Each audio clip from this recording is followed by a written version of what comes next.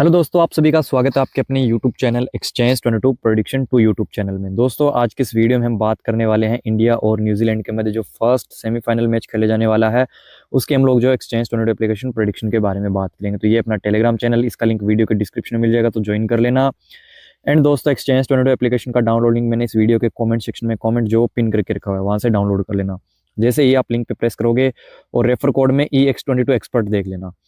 तो इसका फायदा क्या होगा, देखो, अगर आप लिंक से डाउनलोड करते हो, रेफर कोड लगाते हो, तो जैसे ही आप अपना KYC पूरा कर लोगे ना, तो आपको 100 रुपये मिलेगा, वो भी डिपॉजिट सेक्शन में, जो कि 100% आप यूज़ कर पाओगे। और साथ ही साथ आपको बोनस भी मिलेगा 50 रुपये का। एंड दोस्तों, जैसे ही आप अपना फर्स्ट डिपॉजिट करोगे 1000 रुपये का, तो आपको एक्स्ट्रा 200 रुपये डिपॉजिट सेक्शन में मिलेगा, जो कि आप 100% यूज़ कर पाओगे। तो ये प्रॉफिट्स आप इस एप्लीकेशन से उठा सकते हो। आज के टाइम में GST वगैरह बहुत सारा फंडा आ चुका है, तो एप्लीकेशंस को कुछ बचत नहीं होती है, तो वो लोग ऑफर्स वगैरह देना बंद कर देते हैं। बट एक्सचेंज ऐसा एप्लीकेशन है जो कि आपका 100% GST है ना खुद पे कर रहा है, ऊपर से आपको एक्स्ट्रा रिवार्ड वगैरह भी दे रहा है।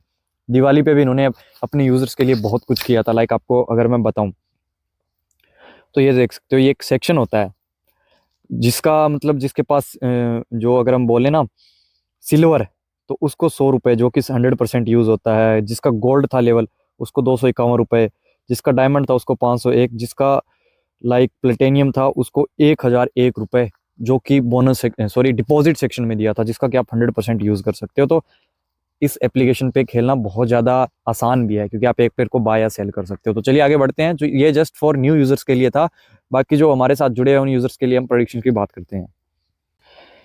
नए यूजर्स को मैं बता दूं, इस एप्लीकेशन पे आप जो एक प्लेयर को बाय या सेल कर सकते हो। लाइक अगर आपको लगता है, जैसे कि ग्लेन फिलिप्स है, 40 रुपये में दिए हुए हैं, मतलब अगर ये 40 पॉइंट देंगे तो अपना जो रुपए हम लगाएंगे वो वापस आ जाएंगे। अगर ये 80 पॉइंट दे जाएंगे और हम इसको सेल करते हैं 40 रुपये में, मतलब इसने 80 पॉइंट दे दिए, तो 40 का डबल 80, तो हमारा सारा का सारा पैसा लॉस हो जाएगा। बट अगर ये 0 पॉइंट पे चला जाता है, आउट हो जाता है, पूरे मैच में 0 पॉइंट देता है, तो जितने भी हम रुपए लगाएंगे वो डबल हो जाएंगे। अगर 10 पॉइंट देता है तो वो उतना माइनस करके जो हमारा प्रॉफिट आ जाएगा 30 रुपये पर शेयर के हिसाब से। अगर एक शेयर 40 रुपये का, इसने 10 पॉइंट दिए तो 30 रुपये पर शेयर हमारा प्रॉफिट हो जाएगा। अगर हम 10 शेयर लगाते हैं तो 300 रुपये बन जाएगा। तो आसान एप्लीकेशन है। अब बात करते हैं दोस्तों मैच के बारे में। देखो दोस्तों, वर्ल्ड कप इंडिया में हो रहा है और फर्स्ट सेमीफाइनल है, वानखेड़े का ग्राउंड है। अभी तक वानखेड़े ग्राउंड पे अगर इंडियन टीम ने जितने भी मैच खेले हैं, इसका ग्राउंड का सबसे इंपॉर्टेंट चीज़ ये है कि इस पे जो फर्स्ट बैटिंग करती है ना टीम, उसके लगभग चांसेस हो जाते हैं। लगभग मैं ये बोल सकता हूँ, अब देखो, अगर इसमें इंडिया टॉस भी हार जाता तो हम ये नहीं कह सकते कि ठीक है मैच निकल गया, है ना। इंडिया बहुत ज़्यादा अच्छा खेल रही है, बट लगभग 90% मैचेस यहाँ पर जो फर्स्ट बैटिंग करती है ना वो टीम जीत रही है। तो सबसे इंपॉर्टेंट हो जाता है यहाँ पर टॉस वानखेड़े में। ऊपर से देखो, सामने न्यूजीलैंड है जो कि स्पिन को अच्छा नहीं खेल पाती है। तो वही चीज़ है कि इंडिया के अंदर वर्ल्ड कप है, तो जो चीज़ें बेसिक जो रिक्वायरमेंट्स होती है वो सब देख के ही वो सब कुछ एडजस्टमेंट होगा पिच का, जो कि हमें टॉस टाइम पता लगेगा। बट जो इंडियन पेसर्स करे वो भी हमें नहीं भूलना है, क्योंकि नॉर्मली जो अगर हम ओवरऑल देखें तो इस ग्राउंड पे फास्ट बॉलर को, पेसर्स को ज़्यादा हेल्प मिलती है। और कुछ मैचेस ऐसे भी हैं जो अदर्स टीमों के होते वहाँ पर मतलब बैटिंग ट्रैक्स थे और वहीं पे वो जो टीमें हैं वो सही उतरी थी, रन्स बन रहे थे इस ग्राउंड पे। बट चेज करने वाली टीम, जो हम बोलते हैं ना कि कई बार ऐसा हो जाता है, अनएक्सपेक्टेड चला जाता है, तो वो चीज़ भी यहाँ पर देखने मिलेगी। अगर इंडिया अच्छा टोटल लगाती है तो अनएक्सपेक्टेड भी मैच जा सकता है, न्यूजीलैंड की बैटिंग में कोलैप्स हो सकता है। तो स्पिन का मैं थोड़ा सा यहाँ पर आपको बोलूंगा कि स्पिन पे ध्यान देना। जो बैट्समैन स्पिन के अगेंस्ट फंसता है और फर्स्ट के भी अगेंस्ट फंसता है, तो उसको बाय करने का कोई मतलब नहीं है। जैसे कि स्पेशली अगर मैं बात करूं डेरेले मिचेल की, ये फर्स्ट और स्पिन दोनों के अगेंस्ट फंसते हैं और रिसेंटली इंडिया के अगेंस्ट रन्स भी करके आए हैं, है ना। तो इंडिया एक प्री प्लान तरीके से आएगा। तो स्पेशली डेरेले मिचेल को मैं सेल के लिए सजेस्ट करूंगा, जो कि 45 रुपीज़ में। और ग्लेन फिलिप्स, जो कि बॉलिंग से लगभग पॉइंट देकर जा रहे थे इस वर्ल्ड कप में, क्योंकि इन्होंने एक विकेट ये चटका जाते हैं और फिर बैटिंग से भी रन्स कर जाते हैं, तो अपना काम कर रहे थे बखूबी। बट इंडिया के अगेंस्ट मैं बोल सकता हूँ कि विकेट्स इजीली थ्रो नहीं करता इंडिया, प्रॉपर गेंदबाज के सामने भी विकेट नहीं देता है। सो ये तो एक पार्ट टाइमर है, सो हम ये चीज़ एक्सपेक्ट नहीं कर सकते। हम प्रॉपर अगर बैटिंग के हिसाब से 40 पॉइंट देखें ना, तो ये इन पे शूट नहीं करता है। सो इस बेस को देखते हुए मैं इनको 40 में सेल के लिए सजेस्ट कर रहा हूँ।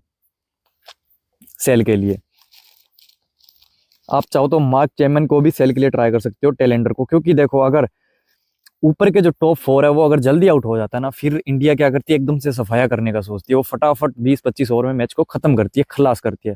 फिर नीचे वाले बैट्समैन का इतना रोल नहीं रहता है। कोई एक आध बार हम देखते हैं कोई प्लेयर चल जाता है, जैसे कि ये फिलिप्स चला था, शायद ऑस्ट्रेलिया के अगेंस्ट चला था, इसने कुछ रन किए थे, और साउथ अफ्रीका के अगेंस्ट भी मतलब अकेला लड़ा था ये, ठीक है ना, इसने अकेले ने फाइट की थी, और ऑस्ट्रेलिया के अगेंस्ट इसने विकेट चटकाए थे, एकमात्र ये गेंदबाज था जिसने की ब्रेक थ्रू दिलाए थे।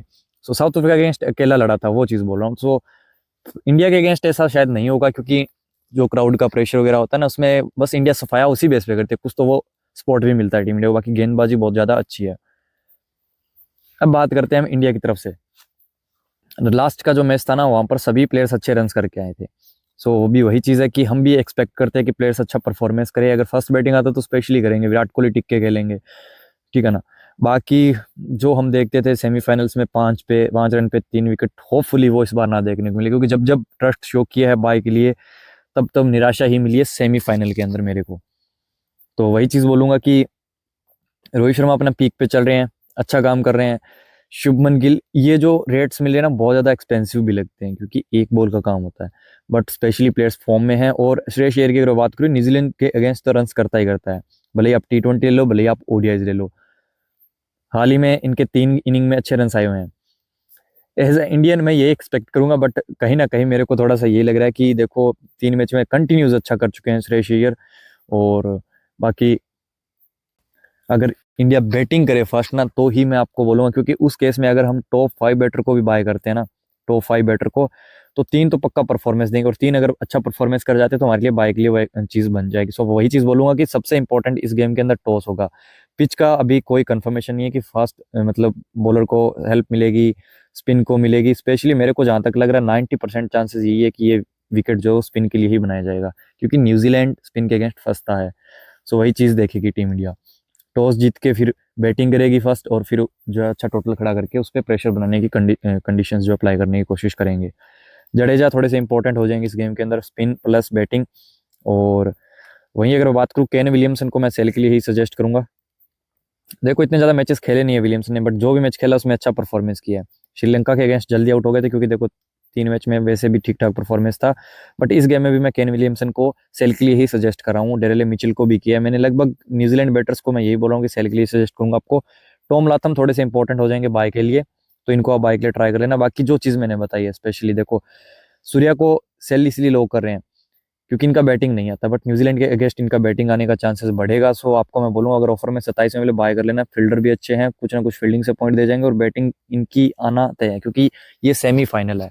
यहाँ पर प्रेशर दोनों टीमों पे अप्लाई होगा, और इंडिया पे थोड़ा सा वैसा रहेगा, क्योंकि इंडिया को अभी तक सेमीफाइनल में न्यूजीलैंड ही टकरी है और इसने बाहर किया है। सो वो इंडिया पाकिस्तान वाला जो एक मैच होता है ना, जो प्रेशर होता है वही प्रेशर होगा इंडिया पे। सो दोनों टीमें इक्वली मानूंगा मैं इस बार, ऐसा नहीं कि इसको बाय करूँ, बट हाँ जो कंडीशंस चल रही है, एक क्रिकेट का लो होता है, मैं आपको बताता हूँ। सबसे इंपॉर्टेंट एग्जांपल देता हूँ मोहम्मद शामी का। देखो 1 2 3 4 मैच में लगातार अच्छा परफॉर्मेंस, फिर नीदरलैंड के सामने विकेटलेस गए थे, विकेटलेस। ये 16 पॉइंट सिर्फ कैच से दिए हैं, बाकी विकेटलेस थे। अब देखो ग्राफिक स्ट्रेटेजी, कुछ लोग बोलते हैं कि भाई ग्राफिक स्ट्रेटेजी 4 मैच में ये फ्लॉप है, 5वें में तो क्या ही लगाएं, क्योंकि सामने नीदरलैंड है। भाई ये क्रिकेट का लो है, कोई बंदा लगातार अच्छा परफॉर्मेंस नहीं कर सकता, भले ही सामने वीक टीम हो, भले ही अच्छी हो। कोई बंदा होता है जो कि 5 मैच में अच्छी टीम है, तगड़ी टीमों के सामने 5 मैच में अच्छा परफॉर्मेंस कर जाएगा, फिर हम छठी टीम जो है, एक बोलते हैं ना क्रिकेट के हिसाब से एक वीक टीम है कि यार इसके अगेंस्ट तो ये विकेट ले ही जाएगा, है ना, बट वो उसके अगेंस्ट उल्टा हो जाता है, क्योंकि वो क्रिकेट का लो 5 बार ही चलेगा मैक्सिमम से मैक्सिमम, फिर वो आउट हो जाएगा, या 6 बार कर लो आप, कभी ना कभी फ्लॉप होगा बंदा। तो इसलिए मैं बोलता हूँ इन्वेस्टमेंट अच्छा रखो, बैकअप अच्छा रखो, ताकि प्रॉफिट बने। उसके अलावा एक सेकंड एग्जांपल देता हूँ रोहित शर्मा का। तो यहाँ पर आप देख सकते हो रोहित शर्मा 66 108, उससे पहले भी लगातार बहुत मतलब 5 इनिंग में इन्होंने अच्छा किया था, बट श्रीलंका के अगेंस्ट आके सिर्फ 5 पॉइंट। सामने तो श्रीलंका थी ना, श्रीलंका के अगेंस्ट ये तो 200 लगाते हैं, तो श्रीलंका के अगेंस्ट वैसे भी रोहित शर्मा का रिकॉर्ड अच्छा है, बट ग्राफिक स्ट्रेटेजी के अकॉर्डिंग इन्होंने 5 मैच में अच्छा किया था, 6 मैच में आके ये फ्लॉप हो गए।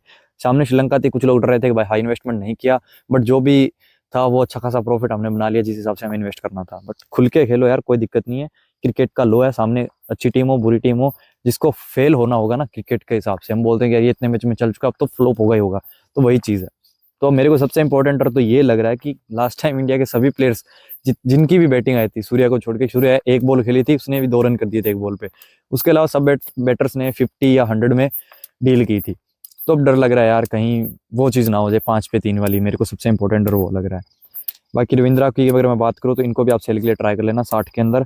होपफुली इंडिया इनको विकेट ना दे और बैटिंग में भी जब इनकी बैटिंग है तो जल्दी आउट कर जाए। लेफ्ट हैंडेड को वैसे ही इंडियन पेसर जो तीनों पेसर है वो परेशान करते हैं।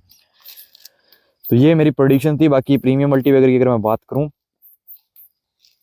तो प्रीमियम मल्टीबैगर में देखो, स्पेशली मैं अगर टीम इंडिया टॉस भी जीत जाती है तो तीनों जो प्लेयर्स हैं वो मैं इंडिया का ही सजेस्ट करूंगा। स्पेशली यहाँ पर 2 दिए गए हैं, शुभमन गिल, रोहित शर्मा, ठीक है ना। तो इन दोनों को ही मैं सजेस्ट करूंगा आपको। शुभमन गिल, रोहित शर्मा को आप ट्राई कर लेना। बाकी डेरेले मिचेल, केन विलियमसन को मैंने वैसे ही सेलेक्ट के लिए सजेस्ट किया। ड्वेन कॉनवे थोड़े से कंफर्म नहीं है, वैसे भी इनका वर्ल्ड कप ऊपर नीचे जा रहा है, अगर आप चाहो तो ट्राई कर लेना। अगर टॉस जीत के अगर न्यूजीलैंड चेज करने हैं ना, उस कंडीशन में आप इनको सेल करना। बाकी मैं इंडिया के ही फेवर में हूँ और दोनों इंडियन प्लेयर्स मैंने आपको मल्टीबैगर के लिए दिए हैं प्रेडिक्शंस के अकॉर्डिंग। बाकी मिलते हैं दोस्तों नेक्स्ट वीडियो में, तब तक के लिए जय हिंद, जय भारत।